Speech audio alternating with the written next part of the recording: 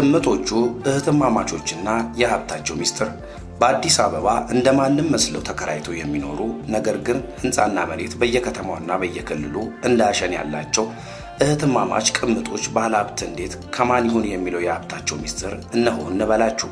ሲታዩ ከሌለው የአዲስ አበባ ነዋሪ በአኗኗሩ ምንም ልዩነት የማይታይባቸው እህትማማቾቹ ቅምጦች የማፊያ ቡድን ከሚመሩ አመራሮች ጋር ባላቸው ጥብቅና የተሰወረ የቅርበት ግንኙነት በቡድኑ አማካኝነት በዘረፋ የሚገኘውን ሀብት ከኢትዮጵያ ወደ ዱባይ በመላክ በዱባይ እጅግ ሚስጥራዊ በሆነ መልኩ ሀብቱን የሚቆጣጠሩና የሚያስጨርሱ ጉዳይ ገዳይ ደላሎች ናቸው። የታጣቂ መሪዎች ከትግራይ በህገወጥ መንገድና ዝርፊያ ያገኙትን ወርቅ በግብረ አበሮቻቸው አማካኝነት ከሻቢያ ጋር በፈጠሩት ግንኙነት በድንበር ወደ ዱባይ ይልካሉ።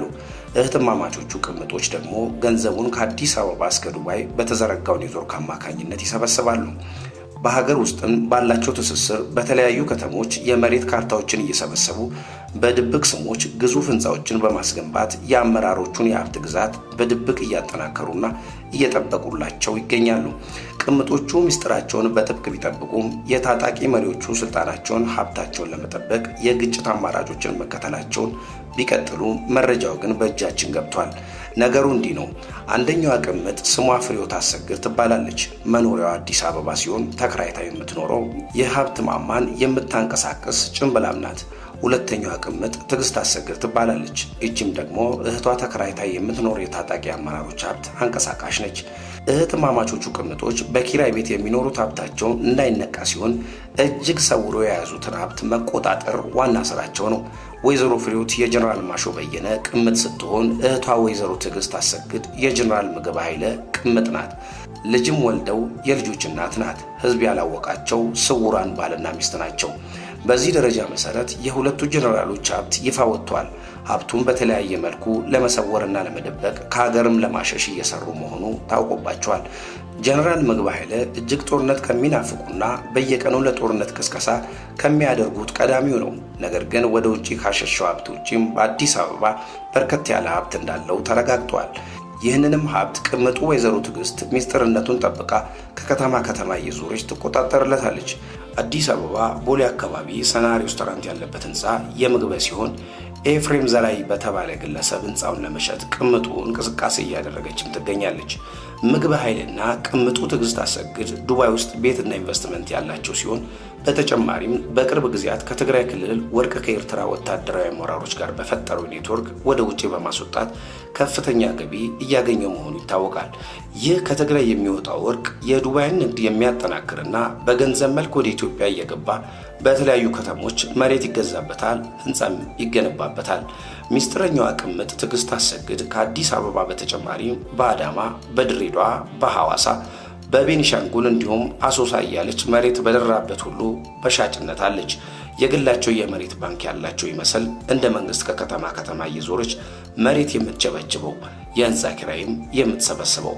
ሌላኛው የህወሓት ታጣቂ የሰሜን ምስራቅ ግንባር አዛዥ ጀነራል ማሾ በየነ ዘለና ኃይሊ እኹል አይኮነም ክንዕው የለና ኻውና ዓረብ ስለዚህ ካብ ሕዚ እቲ መንእሰይ ናብ ውዳቤቶ ተይተወደብካ ምሽናፈ ይካልን መነሻ ዝኾነና ዕጥቂ ኣዋህሊልና ኣለና ድሕሪ እዚ ፒፕ እውን ኮካ ኣሎ።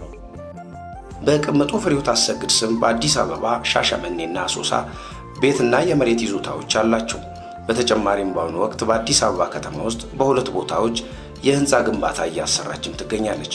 መረጃ የተገኘባቸው የህንፃና መሬት ይዞታዎች በዝርዝር ስንመለከት ቦሌ ክፍለ ከተማ ወረዳ 11 የሚገኝ ከ438 ካሬ ይዞታ ቤዝ ማፕ ቁጥር ቦሌ 11 ህዝባር 102 ህዝባር 16 በንፋስ ስልክ ላፍቶ ክፍለ ከተማ ወረዳ 2 የቤት ቁጥር 06 ብሎክ 2 የሚገኝ ቤት በሰበታ ከተማ የሚገኝ 200 ካሬ ቦታ በካርታ ቁጥር ኤል ህዝባር ኤስ ህዝባር 26 469 ህዝባር 2002 የተመዘገበ ይዞታ ላይ የተሰራ የሚከራይ ፎቅ ህንፃ በአሶሳ ከተማ 1500 ካሬ መሬት ያለ ሲሆን መሬቱን በሶስት ሰዎች ስም በ500 ካሬ ተከፋፍሎ እንዲሸጥ የጀነራል ማሾ ቅምጥ ፍሬሕይወት በውክልና የሰራች ያለ በአዲስ አበባ ቦሌ ንፋስ ስልክ ላፍቶ ክፍለ ከተሞች ሌሎች ህንፃዎች እንዳሉም ታውቋል።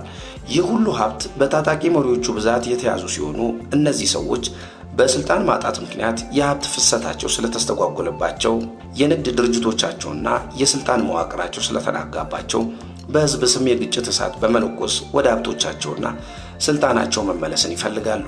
ለዚህ ደግሞ የትግራይን ህዝብ እንደጋሻ ይጠቀሙበታል። ጦርነት የህዝብ ጥያቄ ሳይሆን የግለሰብ ኪስ ጥያቄ መሆኑ ግልጽ ሲሆን፣ ዋጋ የሚከፍለው ግን ንጹህ ዜጋ ነው። በብዙ ሚሊዮን የሚገመቱት የራሳቸው ህንፃዎችና የመሬት ይዞታዎቻቸውን ለማስጠበቅ የሚደረግም ጦርነት ነው።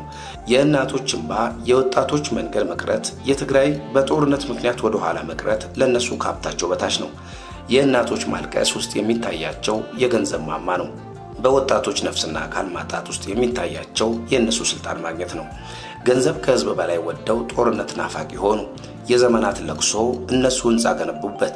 የትግራይ ህዝብ ነፍሱን ለሰማይ ስጋውን ለአፈር አድርገው እነሱ መሬት ሸመቱበት።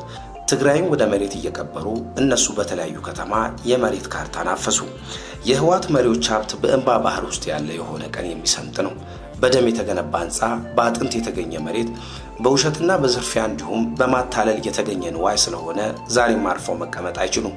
ጦርነት ከሌለ ህንፃው ይፈርሳል። ደም ከቆመ ግንባታው ይገታል። ትግራይ ሰላም ከሆነች ሀብታቸው አያድግም።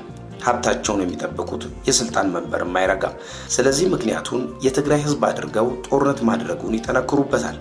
ምክንያቱም የጀነራሎቹ ቅምጦች ልጆቻቸውን ቅንጡ ኑሮ እያኖሩ ያቀማጥላሉ። የትግራይ እናቶች ደግሞ ዘላለም ልጆቻቸውን እየገበሩ የስቃይ ኑሮ እንዲገፉ ይፈረድባቸዋል።